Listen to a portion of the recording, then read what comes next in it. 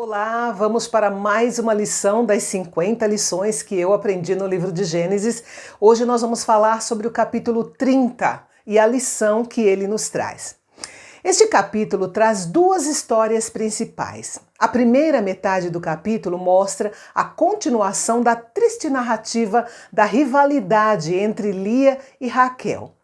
Os hebreus encaravam a paternidade e a maternidade como uma forma de serviço a Deus.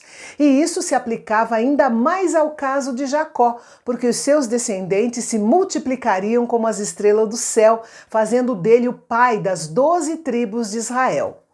Mas o fato de haver 4 mulheres envolvidas na formação da sua família criaria muitos problemas para Jacó.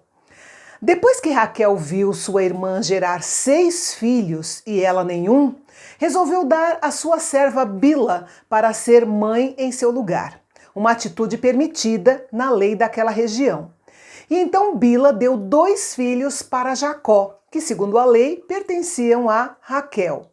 Lia, por sua vez, vendo que já fazia um tempo que ela não engravidava, fez a mesma coisa com a sua serva Zilpa, que também deu mais 2 filhos para Jacó, considerados pela lei filhos de Lia. Finalmente, Deus ouviu a oração de Raquel e a abençoou, e ela engravidou e nasceu José. Nesse ponto, é bom enfatizar que a Bíblia não apoia a poligamia, ou seja, o homem ter mais do que uma mulher. Em todos os casos que nós lemos em Gênesis, a poligamia não funciona e claramente não é o que Deus pretendia que fosse quando criou a família. Lendo os versículos que narram o nascimento dos 11 filhos de Jacó e mais uma filha, alguns fatos parecem estranhos para nós. As pessoas acabam em uma rede confusa de relacionamentos, esmagando umas às outras. Deus não projetou o casamento e os laços familiares para serem assim, mas a Bíblia apresenta esse registro para que nós tenhamos um quadro realista dos efeitos do pecado. A segunda metade de Gênesis 30 conta a estranha história dos esforços de Jacó para receber o salário do seu tio Labão, que também era seu sogro, antes de ele partir com a sua grande família de 4 mulheres, 11 filhos e uma filha, de volta para a terra de Canaã. Ele precisava parar de trabalhar para o seu sogro e construir o seu próprio patrimônio para garantir o futuro da sua família. Acontece que Labão não estava disposto a perder o genro, principalmente porque ele descobriu que estava sendo abençoado por causa de Jacó.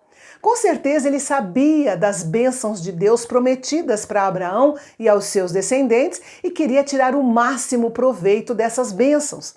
Então Labão insistiu com Jacó para que ele ficasse, prometendo pagar o seu salário como ele quisesse. Jacó concordou e tudo o que ele queria como pagamento era o privilégio de formar o seu próprio rebanho de ovelhas, bodes e cabras a partir dos animais listrados, malhados e salpicados. Para evitar a mistura dos rebanhos, os filhos de Labão cuidaram de todas as ovelhas e cabras salpicadas e malhadas já existentes, mantendo o rebanho a uma distância de 3 dias do rebanho principal. Jacó cuidaria do resto do rebanho e o faria multiplicar, e esse seria então o seu salário. E para se cumprir o que Deus havia prometido para ele em Betel, depois de trabalhar duro, Jacó, durante os 6 anos seguintes, se tornou um homem extremamente rico por causa da sua fé, da sua confiança e pela bênção do Senhor na sua vida. Note que Deus abençoou Jacó não porque ele era bonzinho, mas Deus o abençoou por causa das promessas feitas a ele e também por causa da aliança feita com Abraão. E nós aprendemos que da mesma forma as bênçãos do Senhor vêm para nós não porque nós sejamos grandes, inteligentes ou bons, mas por causa da aliança que Deus fez conosco por meio do Senhor Jesus e das promessas que ele nos deu na sua palavra. Uma lição que aprendemos com Jacó é que aquele que é fiel no pouco receberá muito. Para aquele que é fiel no que é do outro, será confiado aquilo que é seu.